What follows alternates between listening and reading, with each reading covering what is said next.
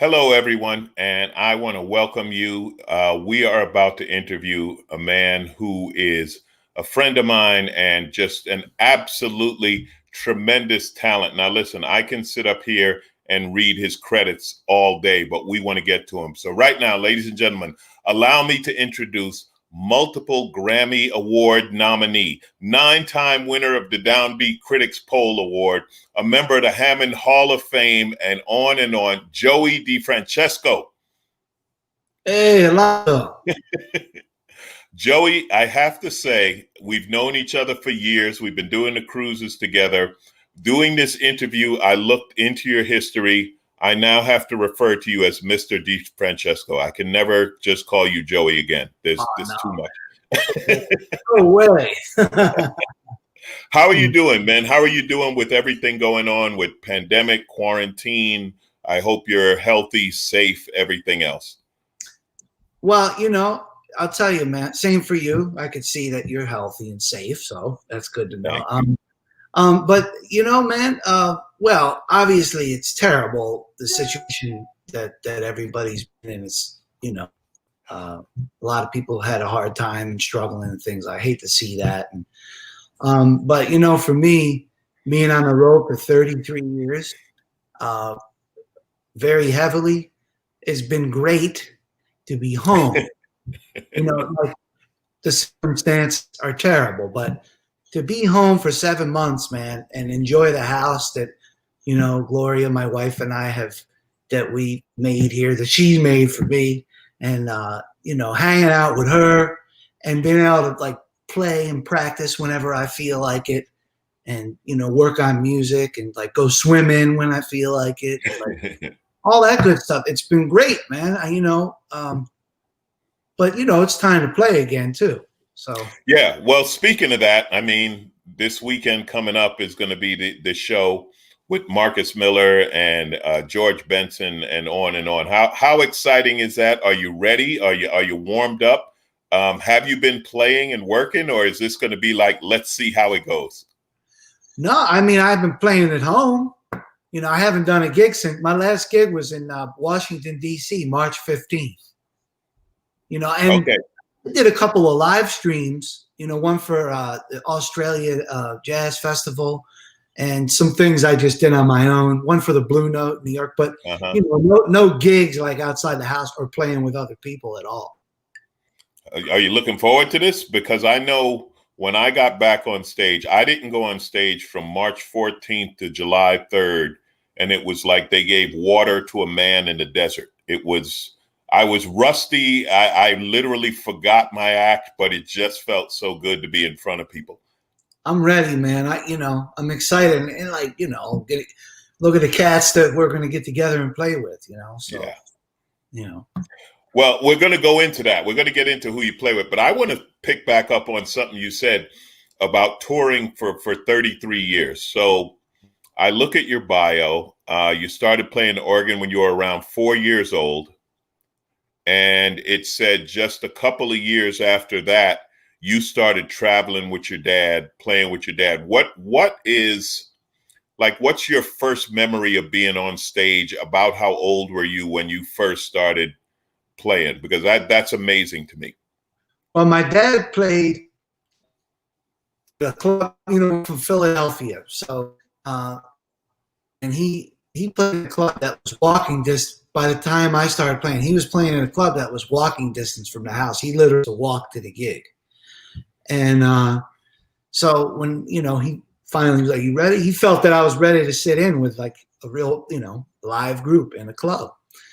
And my mom, I think I was about 6. And my mom took me. The place was called the Gridiron. It was a football themed, club, jazz club, whatever it was, whatever. They played in there for years. And I went up to play with the jazz band. And I remember when I woke up and hearing the sound of the music, that live, it was incredible, man. I'll never forget that feeling of hearing that live sound of the organ and the saxophone and the drums in the room. And it's like, wow, and I, the famous story, and I even remember that I walked and I said to the saxophone player, 6 years old, I said, when I walk into a club, this is the kind of music I like to hear, because I walked into so many clubs. So it was a great experience, and I got to sit in, and having my dad that played the same instrument. Well, why I played it, but being able to go and sit in with these groups, that's how I learned how to play, was being able to right away sit in with his bands and things. So I did that for like 2 or 3 years before I started getting my own gigs, Well, yeah, I mean, by then you were 9. It's about time you get out there. Start what are they supposed to carry you forever? You almost hit the double digits. Yeah. So obviously there were no child labor laws in Philly at the time, and they just threw you on stage. Yeah, basically. It was great though. My father playing there was there. She would take me to the gig and sit there with me. I would beg her, like, please, Daddy, take me to the gig. It was like, for me, it was like playing with my favorite toy, being able to play the organ and with a band and in front of people and the energy and all that kind of stuff. I don't know what it was, but I knew how I felt, when I did it. And it was such a great feeling. And it's still like that now, That's fantastic. So I want to talk to you about the organ, about the physical instrument, because, and again, I come to you as someone who's not a musician. I love you guys. I love what you do, but I also watch and learn. And I've seen, we've all seen keyboards. We've seen synthesizers, electric keyboards, et cetera, et cetera. But the organ is a very unique instrument in the pedals, the knobs, the controls. I'll just, and you tell me the correct name for this, because obviously you're the expert. Can you explain to us everything that's going on? Because it's far more than just playing the keyboard. You have a lot more going on. Can you give us the quick explanation? Seems almost the wrong description, but you know what I mean. What's an organ, man? What is, wow. Well, I can sum it up as pretty. First of all, in the style of which I play, we jazz organ, which is they put a label on it because the cats that invented this style, like the approach, play your own, and that kind of, it's jazz organ. So first of all, your left hand is being used to play bass lines and sometimes chords. Your left foot is also used to play bass line. Your left hand switches to chords. Your right hand is playing lead and also playing chords from time to time. Now, also, you have the expression pedal that you move with your right foot, which is all, you could also call that a volume pedal. It's the same kind of thing. So that alone, being able to get the coordination together to do that, then you have to think about the settings. You're talking about the knobs. So there's these sliders that pull out, they're called drawbars. See that row of stuff on the top there? Yeah. Those are drawbars, right? And then on the other side, all the way on the left, those are presets, the reverse color keys, those presets. And each one of those presets, depending on which one of those is pushed down, is which set of drawbars will affect the sound of each manual of the instrument, right? So there's a lot of stuff going on.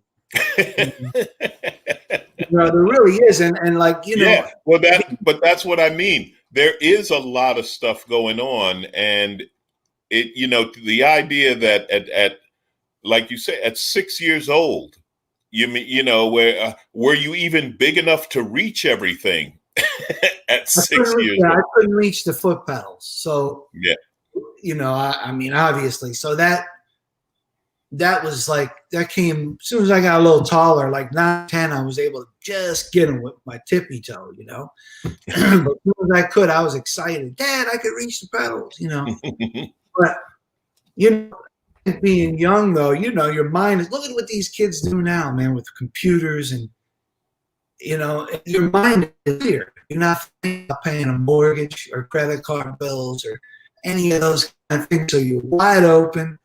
So if you find interest and you have passion for something at a young age and a little bit of talent, I think that that helped a lot. Because I mean, if I had to do that now, man, I don't know, you know. Well, it sounds like you learned it before you learned you couldn't learn it, right? I mean, one of the things Sure. as we become older, like you said, with kids don't know what they're not supposed to do or they're not Exactly. supposed to know. But then we become older and like say, oh, I'm not supposed to do, or I can't do that. So I think that's fantastic and beautiful that you grew up in a musical family, right, where this was encouraged, the creativity. Yeah. You spoke about playing the type of organ, playing jazz organ. Have you ever played one of those big pipe organs they have in the churches and so on? And is there a difference with those, or what's that like? Well, the big church organ, like the Hammond organ, was supposed to be the portable version of a big pipe organ, affordable alternative, because you know, for smaller churches that couldn't afford this massive organ. That was the whole reason for the invention of the Hammond organ. Okay. Mm-hmm. But yes, I've sat down at pipe organs a few times. In fact, in Philadelphia, there's a big place, performing arts center called Kimmel Center. And they have an incredible instrument in there. But I don't know anything about it. So I had to go in there with somebody that did. And he gave me like a quick, you know, tutorial on it and set some presets up so I could just push a button and it would make it so I could start playing. But there's a lot involved in there. And other than what I listen to, some classical things like that I learned from ear that I can mess around with. I mean, the cats that do that, that's really another genre that I've never really dove into, you know. So no, that's not something that I'm like really, really familiar with. Okay. And when you travel, you know, like I say, I mean, I see you playing on cruises and other places. You don't bring your organ, right? I mean, On the cruise, I do. you do on that one, you do. Yeah, well, I know what you're getting at because Yeah, what's it like when you have to go somewhere and you have to play a different instrument, not the instrument you're used to playing? Is that difficult? Have you ever gone in a place and there's an instrument and you're like, this thing is no good. I got to make this work. I mean, in the time you've been gigging, I'm sure you've hit every possible. Give us an example of making lemonade out of lemons. Well, you know, here's the thing. When you got to remember is when I came on the scene, my first record came out in '89 for Columbia, and although there were a lot of cats that were still playing organ and things, this was like a huge resurgence for organ, right? Mm-hmm. There wasn't a whole lot of people going out and gigging asking for a, you know, pristine playing instrument with bass pedal that worked and all. And the last Hammond organ that was made in that style until now, like I'll give, but made in 1975. That's the newest one. Okay. So when they started renting these organs for me to play at some of these concert halls, especially in Europe, man, they were almost 90% of them were terrible. And luckily for me, when I was a kid, I also learned I'm a full tech on a vintage instrument. So I have everything in there.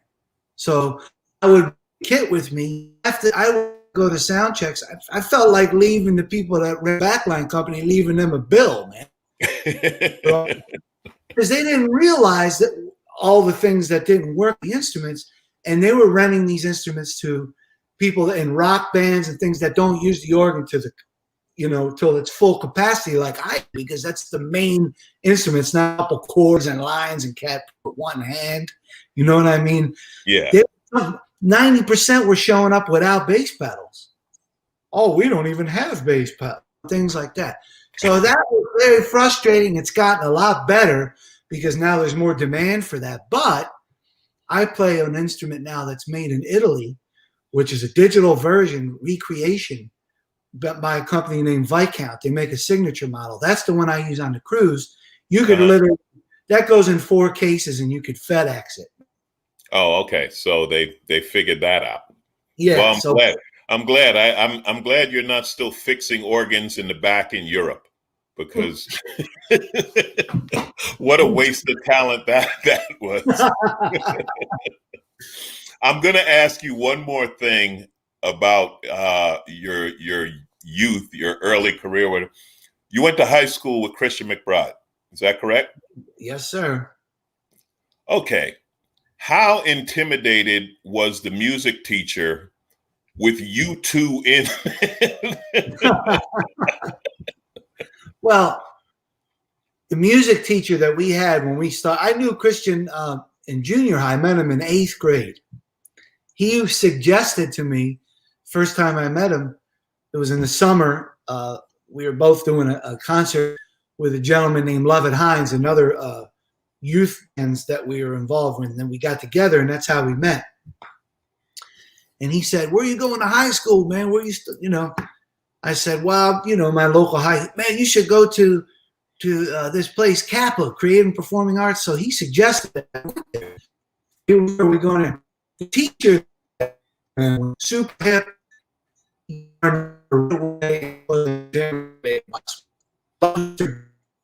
Hold on 1 second, Joey. I'm going to stop you for 1 second. We got a few technical problems. Sorry, everyone. We're going to bring Joey back in just a minute because we got to hear his answer to that question. We don't want to lose you because of tech.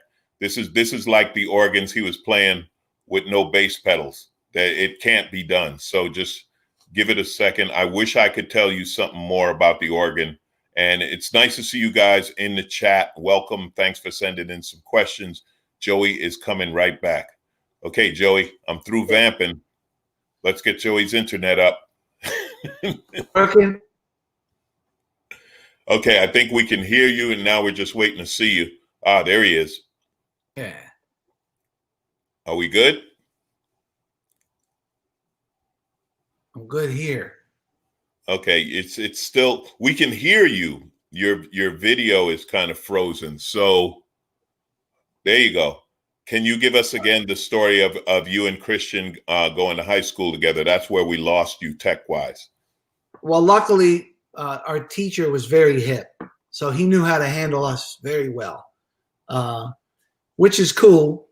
Mr. Gorniak was his name, Joe Gorniak, and we had him to humble us. He was really cool teacher, man. He was very in all of our talents and things. Also, Questlove, came the year after us. Wow. Yeah. I didn't know that. And Boys to Men. We were all in that school together. Kurt Rosenwinkel, guitar player. We were all there together, man. So it was a serious bunch of young folks that want to play and know how to play. Yeah, I mean that is that's incredible when you look at now where you guys have gone, what you guys have done. Now we have a video, and I'm gonna ask the producer, Kaylee, if you could play the video right now, because we're gonna talk to Joey about someone he played with at a ridiculously young age.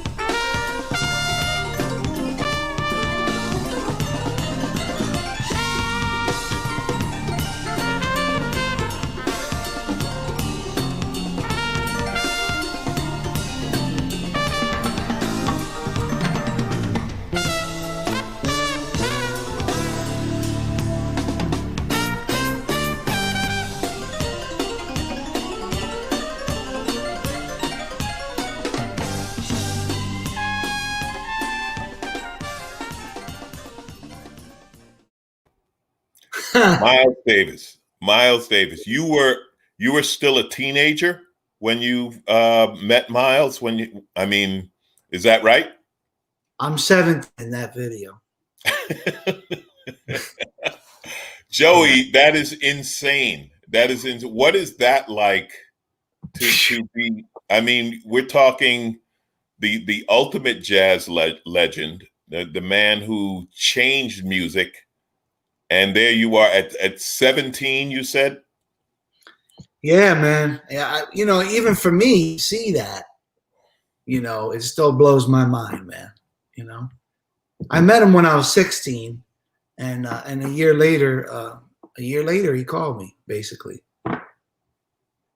And what's it like to get that call? Now Marcus Miller, who also, as a matter of fact, you guys in the video are playing Tutu, which Marcus wrote, and Yep. Marcus tells a story about he was in a session in New York and Miles Davis called and he thought it was a joke. He thought somebody was imitating Miles. He's like, there's no way Miles is calling me, blah, blah. What was that like for you to get that phone call or to get the message that Miles wants you? It was exactly like that. That's how I felt too. In fact, me and McBride used to do stuff like that to each other all the time. So, so I was out and I came home. It was summer. It was August of 1988, and I came home and my grandmother said, "Somebody called for you, named Miles Davis." You know, and her number was written down 212 number. I went, well, wait a minute here. Maybe it's a fake number. And I called and I hung up on him 3 times, man, because when he answered the phone, I knew it was him, you know. And by the 4th time he came, he had a few choice words for this person. Hung up on him. And he was like, "It's Miles." I said, "I'm sorry, Mr. Davis. You know, I did hang up on you. I really got nervous and, you know, laughing." You know, he said, "That's all right. That's like when Bird called me." Yeah, that's, you know, like, whoa. And so he said, "Come to work right now." I said, "Well, you know, I am a kid. I'll do best, you know." okay. I think we're having the tech problem again. We're going to have to reboot Joey and get him in. Sorry about this, people. Joey, sorry, the tech is just dropping you off in the middle of great stories. We saw the picture of you and Miles, and you were saying? Yeah, so he called and so he asked me, he said, "Can you come to New York like now?" I said, "No. I mean, I can't. I could come tomorrow. I could figure out how to get up there, you know." So he said, "All right, come on up." And I said, "Okay." So the Essex house, he was living at the Essex house. And I got there and he said, "Come on up to 1122." That was his suite. And I remember walking towards that door, man. My heart was pounding, you know. And he opened it like just as I was approaching it.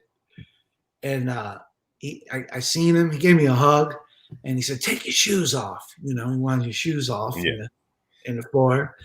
And we went in there, and he said, "Play me something," you know. And I'm like, man, you know, this is like, it's surreal. So I started playing, and he joined in. Man, I can't believe this is going on, you know. We get finished, and he was very cool, very complimentary. And he said, "You working with anyone?" I said, "No, I'm not right now." I'm available. And he said, "Okay, you want to play with the band?" I said, "Yeah, okay." "And when are we leaving?" You know. And that's how it started. So that was in August. And September, man, we went on the road like 2 weeks later. That is phenomenal. Now, how long did it take for you to call Christian and say, "Hey, guess where I'm going"? 30 seconds. He didn't believe me, though. He didn't believe me. And, you know, I understand. Like, that was like, you know. But what the thing, though, which a lot of people realize, my first record for Columbia was already completed. Like, so that was already in the works even before Miles came. So, like, everything happened, man. Like, you know, like a book of one thing at that particular time. Are we in or out right now? We're kind of right in the middle. Let's do a reboot, and so we can hear it. We'll pick up at 16 years old. We'll pick up at 16 years old having a record deal, and yeah. So I already had my record complete before Miles even called me. So I had a major record, you know, Columbia Records, and now Miles called me. Like, talk about a huge kickstart in some ways. But that is also why I wasn't able to stay with him very long, you know. because the record company put a lot of promotion behind my first release and promo tours and all those kind of things. And they kind of gave me an ultimatum. Well, if you're going to stay with Miles, we're not going to, and that was a real tough deal for me. And Miles was pissed, man, at first. But then he was super cool, and we stayed really tight, and we hung all the time. The playing part was great, but being hang with him and talk about music and hear stories, and him handing his trumpet to me to play and things like that, So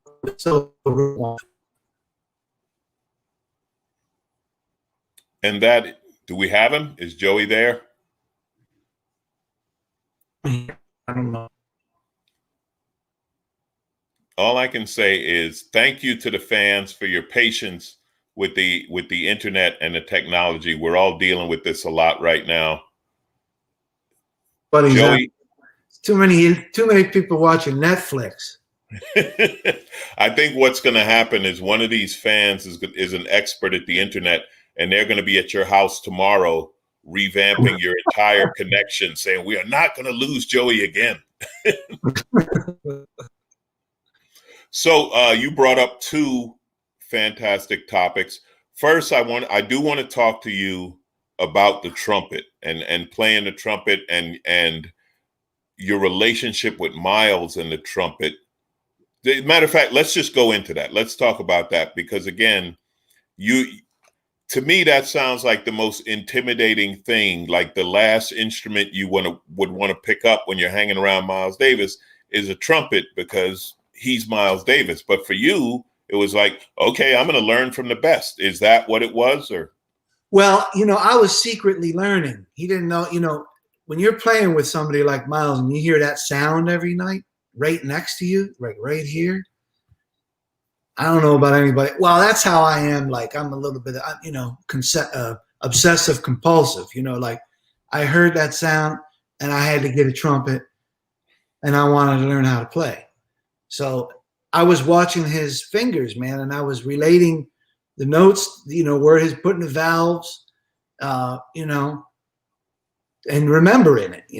I was young, clear mind. So, so as soon as I got off the trumpet, and started messing with it. So next time I was around him, I told him I had been trumpet, and he just handed me his trumpet. Like then I got a little nervous, And I played one of his lines, man. I had like 5 or 6 of his lines that I really worked on, And I got it all. It was perfect. I'm like, phew. And Miles turned around. He said, "What?" And he said, "Play it again." And I played it again. And he said, "You played it the first time." But he was I don't want to brag, Joey. I don't want to intimidate you, but I did once have Marcus Miller hand me his bass, and he took it back and said, "Don't ever touch it again." So, yeah, he was super encouraging, man, and he gave me. I have 3 of his mouthpieces, and everybody could have Marcus. Okay, so, we're breaking up. We're breaking up one more time. We're going to bring it back in because I have some questions to ask Joey from some very important people. So, there he is. Are you back, Joey? Yeah. Can you see me? Yeah, I got you. All right. So now we were talking about trumpet. Seems a few of your contemporaries have questions for you. Starting with Brian Charette, what are the most important concepts you learned from Miles Davis? Like when I was playing, I was young, and I still do. I have a lot of facility. I could go for it. And so the thing that Miles, he likes you. He's not going to tell you how to play, but there's things he would say that were amazing. And like, I remember one night I was playing, and he came over in my ear and said, "Put some holes in it. Leave some space, man. Take a breath." And that So it really helped me by playing the trumpet, because now when I play keyboard, I inhale when I'm playing. If I run out of breath, that means take your hand off. It's more like a natural, you're breathing. Right, right. You know, and that's how you do this. And you circular, but that's a whole other subject. But so so space, and we all know that's Miles' big thing. You know, it's not what you play, it's what you leave out. Right. You know, and as you mature as a player, you learn more of the dumb stuff. You know, that's the best I could put it. All right, and then from Randy Brecker. Yeah. Randy Brecker says, we all know about your trumpet history, your love of the instrument, and your association with Miles. But what's your connection and route to the saxophone? We didn't even get into that. I started playing saxophone in November. It'll be 2 years. My grandfather played. So the instrument was in the house. I knew about it. And a few years ago, well, maybe about 20 years ago, I pulled his horn out and started to mess with it a little bit. So I kind of learned the fingerings, but I realized that I could get a sound out of it. It wasn't too bad, you know? But then I put it away. I played it for like 2 weeks. And then last 2 years ago, I made a record with Pharoah Sanders. And hearing Pharoah is like kind of like that same thing. Right. Having it next to your ear made me want to play saxophone. And I started playing, you know, I called my dad up and I said, Dad, I want to get Grandpa's saxophone. He said, if you're going to play it, I'll let you have it. I said, I'm going to play. And I didn't know I would get so into it, but I like kind of really got into it now. And love it, man. And I like really got by the bug. So having this time off has really been cool for that, because like I've been like really diving in with it every day and just I love it. And then to keep my trumpet chops up too, I don't want to lose that. So I like keep going back and forth, and so I can do both and that kind of stuff, you know. Great. Now, the other thing I wanted to talk to you about, and again, the list of artists you've played with, it goes on forever, but two specifically that have come up in the questions. What did you enjoy about playing with Van Morrison? And can you talk about playing with Ray Charles? Both of those, you know, Ray Charles is like, to me, the ultimate musician, singer, whatever you want. He just, everything he did was a direct, it just so straight from the soul. Like, you know, it just comes right from this really heavy spiritual place, man, and it pours out of him. And he can go any direction. Ray could play bebop, blues. He had it all, man. And voice, just everything about him, man. He's probably, that's kind of like my Desert Island recording would be probably. Right, it's one artist. Yeah, yep. Van is, you know, everybody loves Van. You know, he's got a lot of fans, man. I think he wrote 500 tunes, man. You know, the lyrics, that's like writing 500 books or novels or something, you know. Right. And he knows music. He loves music, all kind of music. And that's a big action in the stuff that he writes and his tunes and things like that. And had a lot of fun making those records. You know, we made 2 records together and we did a few gigs, and you know, it was a great experience. I learned a lot from it. That's great. Now, coming from Gerald Veasley. All right. Okay. You played the organ in all kinds of settings, from trios to big bands. Are there any unusual settings where you'd like to introduce your sound? Yeah, I'd like to play with a tabla player, a sitar player, and an oud player, something, you know, something really, you know, like that, man, because I love all these different instruments and all these different sounds, you know, and the organ hasn't been explored enough, you know, in these other areas of music, you know, and that's that I'll get to it, you know, I mean, I hope I get that, 5% of all the things that are going on here, man. Because it's like, it's very similar to what you do, man. Like ideas and stuff, and they come, and you gotta do it at the right time, and there's the timing, and there's Right. It's creativity is inspired in different situations, and one leads you to think about another. I absolutely get that, what you're saying, and going into situations where it might be unexpected, which makes it even more fun to do. Now, another question from Gerald, and I love this question. I always ask this question, but he's got it here, so I'm going to read it from him.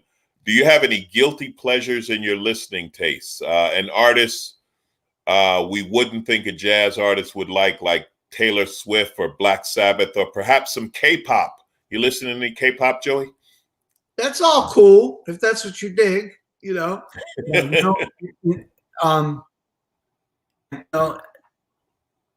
I mean, it might not be that strange, but man, I love country, man. Johnny Cash and Patsy Cline, and the old Chris Stapleton. My wife turned me on to him. I mean, I don't know why they call that a guilty pleasure. Because still, I'm getting to the point now. I know what he means, and we all think it, right? You can't be listening to that. That's not hip. But I love so many different kinds of music, man, and those were things that certain people, jazz police, would say, how are you going to listen to that? That's not, because all that music has feeling and soul in it, and that's what it's all about, and that's where this all comes from. And the music, I had a joke, the famous joke, Blues Brothers, what kind of music do y'all usually have in here? Both kinds, country and Western. Everything we play is country music. Think about it. Yeah. The blues. Well, I think with you, as I'm not going to say as opposed to, but you, the jazz police would be frustrated by you because you've already played all over the spectrum, right? And with all different types of artists. So I don't think that even applies to you, where it's like, how could you listen to that, or how could you play that? But I'll ask you, my version of the question is, what's on your iPod that nobody would expect? And Probably, I don't know, man. Look, there's all kinds of stuff on there, man. Let's see, artists. we're losing you. Hold on. Let's reboot, and then you can answer the question. Let's reboot the internet and then hit the question. Thank you all. I'm looking at the comments. Thanks for your patience with our internet troubles. Joey's back. So what were you saying, Joey? Sorry about that. Well, I like some real outcast, avant-garde too. I guess people have figured that out by now because I had 4 songs on my last record. But looking at my iPod, it's funny because it's mostly, Abby Lincoln on them all, but there's Al Alberts on there too. And I know probably there may be a few people who know who Al Alberts is, but he was a group of 4 faces in the 50s, 3 coins in the fountain. So, I mean, and I like a lot of, man, I just found a record that Leonard Nimoy did, man. That he's singing. That's cool. It's cool. Spock is singing, man. And he does Sonny on there. Like, I'm always looking for, but that's on there. You're going to have that on there. Like there's Bette Midler here. There's all kinds of stuff. Like I said, Johnny Cash, Oh. Okay. I wanted, and I'm going to get into more questions that are coming in, but I want to talk to you a little about this weekend, about what you're doing with Marcus and with George Benson, because off stage you mentioned to me that there's a relationship between the guitar and organ, and obviously George Benson. So can you talk to us about that relationship you were talking about between the guitar and organ? Yeah, well, George's first gig was with Jack McDuff, the organ player. You know, the organ and the guitar, also the saxophone, but the guitarist's role in an organ group is very similar to a group that has a piano in it, because organ usually is taking care of the bass. The right hand is similar to an organ to a horn. When he's soloing, he's playing chords, so the guitar player comes very in handy, for that situation. And also, the organ and the guitar were kind of like bastard stepchild of jazz back in the day, because they were acoustic instruments, right? So they kind of found each other, man. We got to play together, because even though Charlie Christian was an early electric guitar player that is recognized and was one of the first cats to kind of play in a style that had a bebop kind of feel. But after that, man, like if you watch any of these history of jazz and things like that, they never mention the organ or the guitar, which is kind of not cool, because like Wes Montgomery, George Benson, Grant Green, Kenny Burrell, Jimmy Smith, Jimmy McGriff, that was a serious genre, but this is so recognized by the blue collar world, because it was a soulful feeling. That organ and guitar, man, they played that blues, and it made people feel good, right? So it attracted more of an R&B crowd, even though these cats were serious, straight-ahead jazz players. So then they wound up calling it soul jazz, But that's where the organ and the guitar, is a very, very close relationship, and has been and always will be. And your relationship with George? I met George when I was 10 years old. I was going to see Jimmy Smith in New York City at the Blue Note play. And Jack McDuff happened to be there, who I had already met earlier that year, that let me in. George was there that night, man. I was like, this was really exciting for me, man, because I love George Benson, And so Jack introduced me to George, and then we all hung out. Jack had a club in Harlem, and myself, George Benson, and Jim Smith and limo, and all went to this club in Harlem.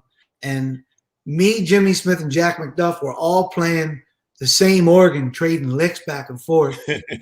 And I was young, and my ear was like popping, man. I was listening to what they were playing and playing it back to them, that thing, just repeating whatever they were doing.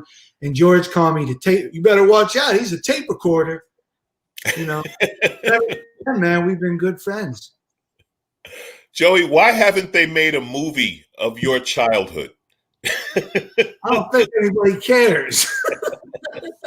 I mean, this is incredible what you've done, what you did, and the people you met, and at such a young age to be around these just legends of jazz, monsters of jazz. Now you're a legend. Wow. What's it like to be on the other side? I mean, there have to be young musicians who feel the same way when they meet you, when they get to play with you. And I've seen you bring young musicians in your bands and so on. What's it like being on the other side of that now? And for lack of a better term, passing it on to the next generation, teaching them, playing for the new tape recorders. Who's the tape recorders now? There, man. There's a lot of them. You know what, Alonzo? I love it, man. I love being able to share that with great players, up and coming players. And I've been I'm young. I'm just 49 now, but I've been on the scene for so long that a lot of these cats that are legend and mentor and all those things that people that I looked up to, people that I idolized, became peers, man. That I trip about that all the time, because I've been around so long. Like some of these cats, they were around maybe 10, 15 years before I was. That wasn't that long, so it's like, it's become I'm with that group though. I'm with the cats that are in their 60s and 70s and 80s. You know, that's who I'm with. You know, and that is a huge honor, and that still feels surreal. But to see these young kids, and on social media and things, and they're learning my solos note for note, and they get so excited and they come up, man, it's wonderful. It's very rewarding, and I like to give back as much as I can too, and I have a online learning thing that I do, Joey 101. Oh, that's great.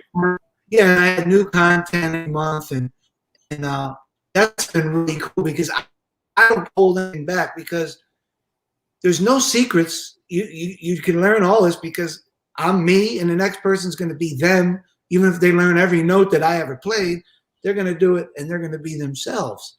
So there's never, the ego thing is, you got to throw that away, because there's room for everybody in what they do. And it's wonderful to be able to share that. And when the young cats and they're burning on the stage, man, what a great feeling is that you could give the ability for them to have a place to do that. Like Miles for Herbie Hancock and Wayne Shorter and John Coltrane. Those cats were like me at first, and they played with Miles and they got knighted, So it's really quick, Joey. I'm going to ask you to repeat what you said about Joey 101, because there was a little glitch right in there, and it was like that was the one thing they're looking for. What can you? Yeah, Joey101.com. It's online learning. You join.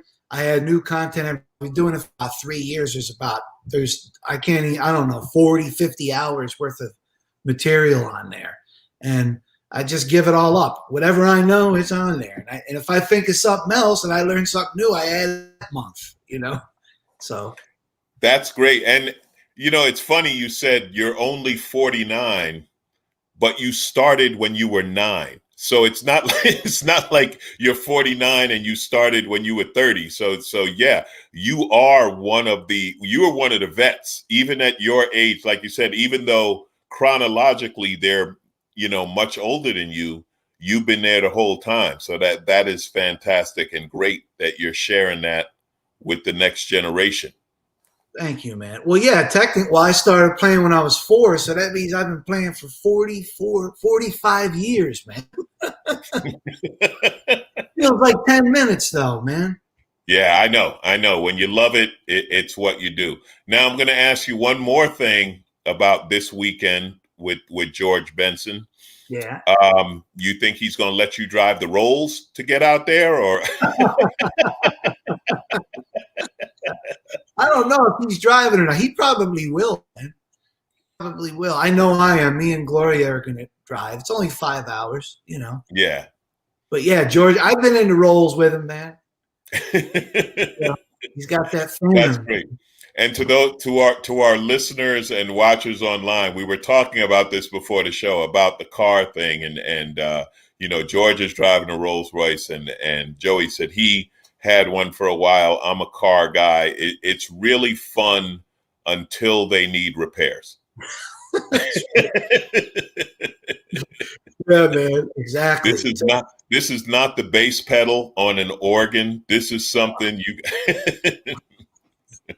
Yeah, you're in trouble when you go to the dealer and they're cutting prime rib in a waiting room. Oh man. Okay, here's another question, and you talked some about this, about trumpet, about saxophone, and they're asking, how do you explain the ease with which you become comfortable with a new instrument and just start playing it? Because you're actually playing instruments that are not necessarily similar. It's not like you're going, say, oboe to saxophone or something like that. I mean, these are completely different instruments as far as technique goes, yet you just seem to pick it up. Because it's music. At a certain point, you got to remember, like, I'm a fan of all of these instruments and all the greats that play them. And I learned how to play the organ by listening to saxophone players and trumpet players and all the other instruments too. So I already had an idea that if I ever play a saxophone, you know, I want to tone like Gene Ammons or Sonny Rollins. I want those sounds in there, and you start to. Okay, hold on a minute. Let's do the tech thing one more time. You guys have been fantastic in your patience dealing with this. So there he is. Here he is. Yeah, what I was saying is those sounds are in my head, all the instruments, because I had to listen to Sonny Rollins, you know, and Gene Ammons and Sonny Stitt and Charlie Parker. I had to listen to them play to learn how to play the organ. I had to listen to Miles. I listened to all that. I would try to play those ways. So when I get that actual instrument, I have a very good idea in my mind what I want to sound like, which is a combination of all that stuff poured into a funnel, and then you come out at the bottom. You know what I mean? Yeah. So it's not as difficult as everybody thinks. And for the people that are freaking out because the saxophone and the trumpet are in B flat in a different key than the organ, that doesn't matter because I think of everything as in concert like the organ. It's concert pitch. So when I play a note on the saxophone, it's a B flat. In my head, I see a key go down and it's a B flat. Same thing with the trumpet. So it's very easy. I don't transpose. So don't be too nervous. Okay, on the topic of multiple instruments, multiple genres, let's talk about your Sirius XM show. Let's talk about Organized. Do you pick all the music for that show? How did it come about? Are you the producer as well as our host? All the above, yes. Mark Ruffin was already doing that show for many years. It was called Organized. And I think it was, let's see, about 6 years ago. Wow. 2014. Gloria, my wife, you know Gloria, and my man ran into Mark, and they struck up a conversation about it. And you know, she had the idea. What about Joey doing? He was like, "What a great idea! I didn't think of that." So started doing it, you know, and I pick all the music, and it's been really cool, man. A lot of fun. I started to add some other things in that didn't have an organ in it. You know, a little bit, not too much, because the show's about organ. But see, I play other instruments, man. I want to like open it up. But you know, a few people, man, play the organ. All right. You know.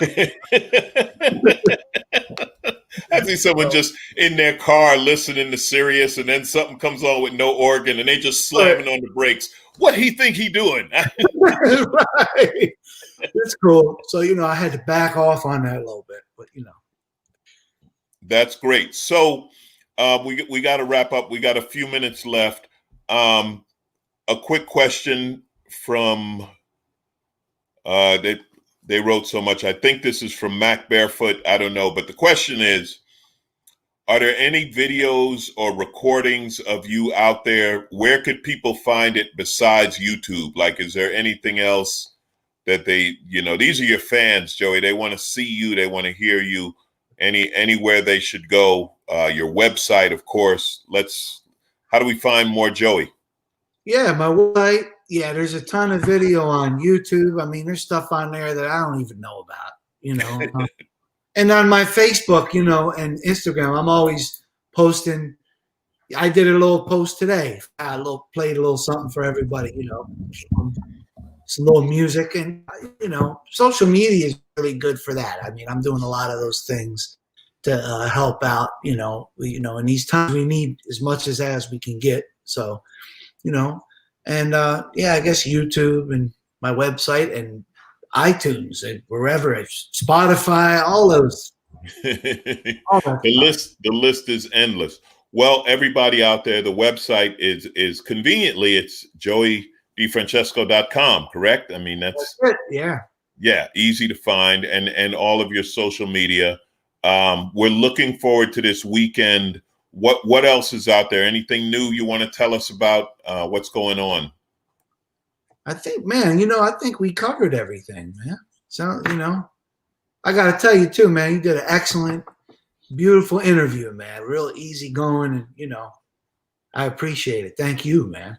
Thank you, Joey. I want to tell you, and you guys know this. I'm talking to the people watching and listening. Okay, I go on the jazz cruise, the Blue Note cruise, the smooth jazz cruise, and I tell everyone I'm the fan with the best seat in the house because I get to go backstage. I get to listen to the stories. I get to know guys like you, Joey, just brilliant musicians.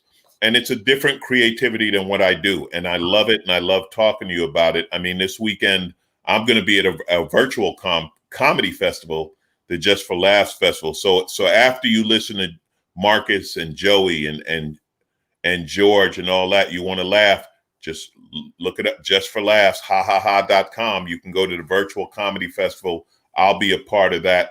Joey, this has been absolutely fantastic, man. It's great getting to know you, learning more about your history, which again is incredible.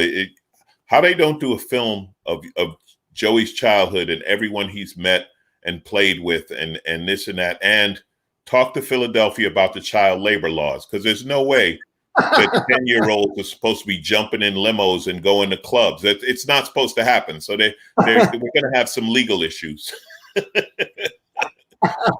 Joey, I love you. Ladies and gentlemen, I give you Joey DeFrancesco. Thank you, my friend. Thank you, brother.